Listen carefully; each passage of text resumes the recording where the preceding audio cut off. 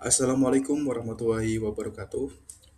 Perkenalkan, nama saya M. Yahya Al-Farabi, ingin menjelaskan perubahan organisasi pada perusahaan PT Indosemen Tunggal Prakarsa Tbk.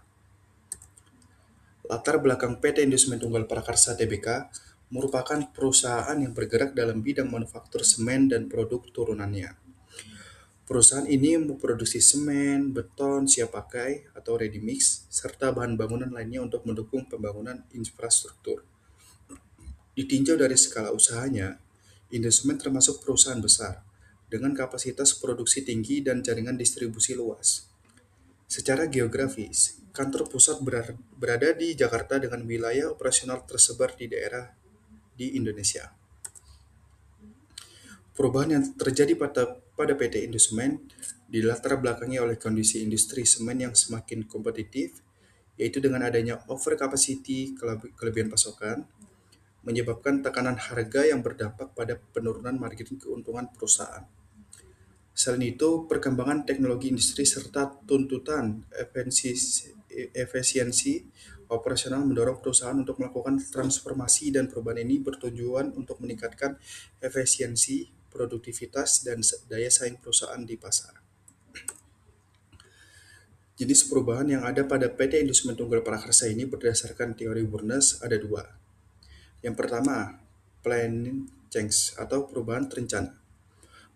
Perubahan dilakukan secara sistematis melalui efisiensi proses produksi, penerapan teknologi, serta standarisasi prosedur kerja. Yang kedua ada emergence change, perubahan adaptif. Ini terjadi secara bertahap sebagai respon terhadap kondisi pasar, seperti penyesuaian produksi dan adaptasi digitalisasi. Perubahan ini bersifat kombinasi antara strategi jangka panjang dan penyesuaian operasional harian. Yang selanjutnya ada analisis Forsberg atau Kurt Lewin. Perubahan organisasi dipengaruhi oleh dua kekuatan, yaitu driving force atau kekuatan pendorong. Di dalamnya ada persaingan industri yang tinggi, yang kedua kondisi overcapacity nasional, selanjutnya ada perkembangan teknologi, tuntutan efisiensi biaya, dan terakhir tekanan dari investor. Selanjutnya ada restraining force atau kekuatan penghambat. Yang pertama ada resistensi karyawan terhadap perubahan, keterbatasan kompetensi SDM, selanjutnya ada biaya investasi teknologi yang tinggi, selanjutnya budaya kerja lama, dan terakhir kompleksitas operasional. Identitas stakeholder dan sikap terhadap perubahan. Yang pertama yaitu manajemen puncak berperan sebagai pengambil keputusan strategis dan sangat mendukung perubahan. Yang kedua, karyawan sebagai pelaksana operasional memiliki sikap yang beragam, mulai dari adaptif hingga resisten. Yang ketiga, ada investor mendukung perubahan karena berorientasi pada peningkatan kinerja perusahaan.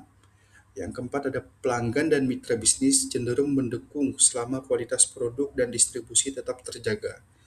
Dan yang terakhir, pemerintah sebagai regulator jika juga mendukung perubahan yang meningkatkan efisiensi industri.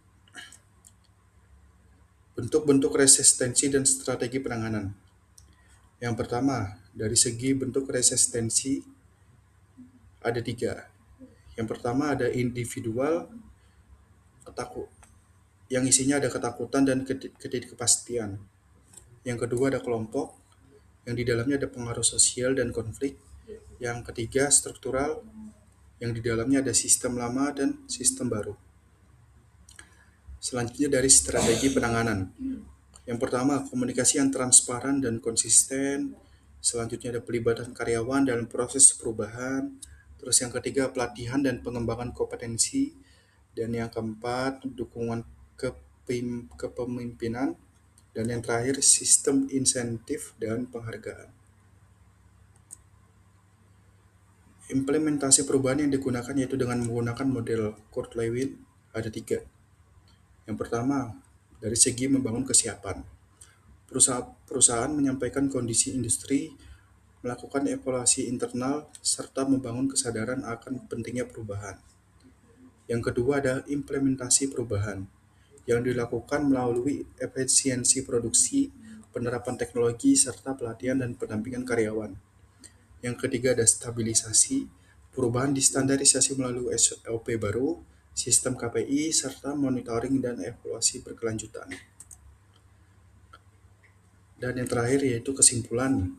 Perubahan operasional dan digitalisasi pada PT Indosumen Tunggal Prakarsa merupakan langkah strategis untuk menghadapi persaingan industri. Keberhasilan perubahan tersebut sangat ditentukan oleh kesiapan sumber daya manusia, penerapan teknologi yang tepat, serta sistem manajemen yang efektif.